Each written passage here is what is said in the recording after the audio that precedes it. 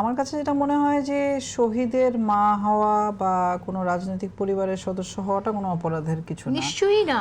বা ওইটা দিয়ে তাকে সীমাবদ্ধ করা বা তাকে মানে তার গণ্ডিটাকে ছোট করে দেখা, সেটাও আমার মনে হয় ঠিক না। কারণ আমরা যদি এমনি এবারের সংসদকে দেখি, এবারের সংসদ কিন্তু একেবারেই ভিন্ন। প্রধানমন্ত্রী নিজে প্রথম সংসদ সদস্য, প্রথম প্রধানমন্ত্রী। এমন অনেকেই আছেন যারা গুমের শিকার হয়েছেন, এমন অনেকেই আছে যারা গণঅভ্যুত্থানের আন্দোলনে সরাসরি যুক্ত ছিলেন, এমন অনেকেই আছে গত 15 বছর নিপীড়ন নির্যাতনের শিকার হয়েছে, তারা সরাসরি নির্বাচন করেছে এবং এসছে। যেমন মায়ের ডাকের সানজিদা তুলির কথা যদি বলি, উনিও কিন্তু নির্বাচন করেছেন, একটা লড়াই, বেশ শক্তপোক্ত লড়াই উনি করেছেন। এবং ওনার সেই মায়ের ডাকের যেই সংগঠন আমরা জানি, সেটাও একটা গুমের বিরুদ্ধের সংগঠন।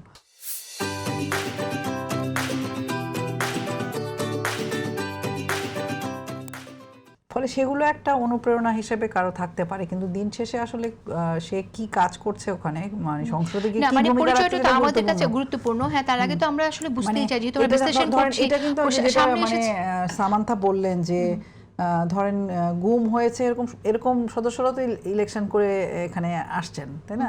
ওইটা নিয়ে কিন্তু আমাদের কোনো ইয়ে নাই, বা জুলাই আন্দোলনে করেও তো অনেকে এখানে আছেন। তো ফলে শহীদের মা হলে অসুবিধা কি?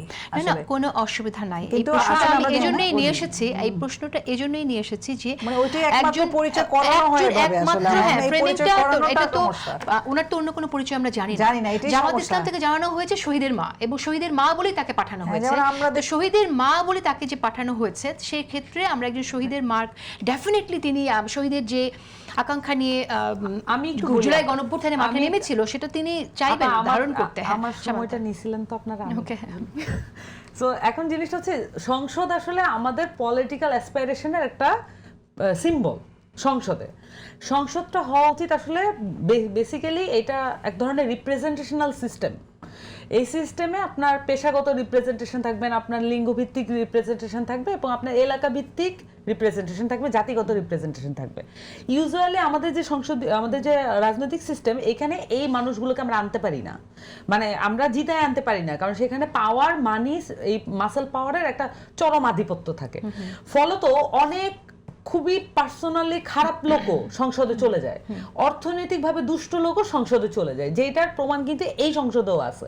বারোয়ারি লোক নিয়ে এই সংসদটা গঠিত হচ্ছে। এই সংসদ দিয়ে আমরা চরম গণতন্ত্র মানে পরিচালনা করবো, এটা এক্সপেক্ট করার কোনো কারণ নেই। তবে আমরা সংসদের মধ্যে বাংলাদেশের একটা কালচার আছে। কালচারটা হচ্ছে আমরা এক ধরনের স্পিরিট আশা করি সংসদের মধ্যে, এক ধরনের স্পিরিটেড সিচুয়েশন বা ভিজুয়ালাইজেশন আমরা এক্সপেক্ট করি। সেই জায়গা থেকে কিন্তু এখানে অনেক ধরনের সেক্টের মানুষ এখানে অ্যাড করা হয়েছে। আপনি নারী সংসদ সদস্যদের মধ্য দিয়ে এটা কিন্তু সংসদটা পরিপূর্ণতা পাচ্ছে। যেমন ধরেন এখানে প্রথম এবার দলিত জনগোষ্ঠী থেকে আসছে, এবং দেখা গেছে যে ভিন্ন নৃগোষ্ঠীর, অন্যান্য নৃগোষ্ঠীর মানুষ এখানে আসছেন। প্রত্যেকটা দল কিন্তু চেষ্টা করছে যে সেক্টগুলোকে ধরার, যাতে করে তাদের কথা বলার একটা ভয়েস থাকে। তারা বলবেন কিনা এটা নিয়ে আমার হচ্ছে পরবর্তীতে একটা সন্দেহ থাকবে, বা বলতে পারবেন কিনা, কারণ দলের চাপ থাকে। কিন্তু ইস্যুটা এরকম যে এই যে মাত্র একটা গণঅভ্যুত্থান গেল, তার শহীদ পরিবারের যদি কোনো আশা, আকাঙ্ক্ষা, বক্তব্য কিছু থাকে, সেটা তো পলিটিশিয়ানরা বলতে পারবেন, আমি নিষেধ করছি না। সরাসরি একজন যদি উপস্থাপন করতেও পারেন, এবং তার এটা আর্টিকুলেশন এবং তার যে বয়ান, এটার উপরে ডিপেন্ড করবে। আমি চাইছি সেটা ভালো। একটু আসছি সামান্তা, আমি আবার আপনার কাছে আসছি। তো মানসুরাকে একটু শুনে নেই। মানসুর একটু জাস্ট এক লাইন যুক্ত করি।